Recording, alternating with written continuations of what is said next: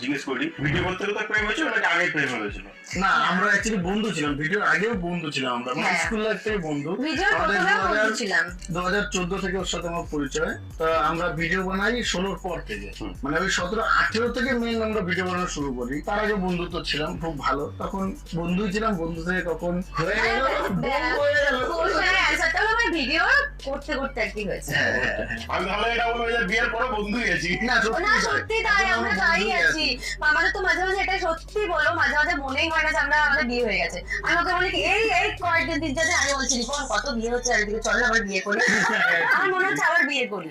কিন্তু তোমাদের মধ্যে কে কাকে প্রপোজ করেছিল প্রথম? প্রপোজ তো সেরকম ভাবে হয়নি, সেই 2014 পর থেকে আমরা একসাথে ছিলাম, একসাথে ভিডিও বানাতাম। ওরও ছিল বয়ফ্রেন্ড, আমারও ছিল গার্লফ্রেন্ড।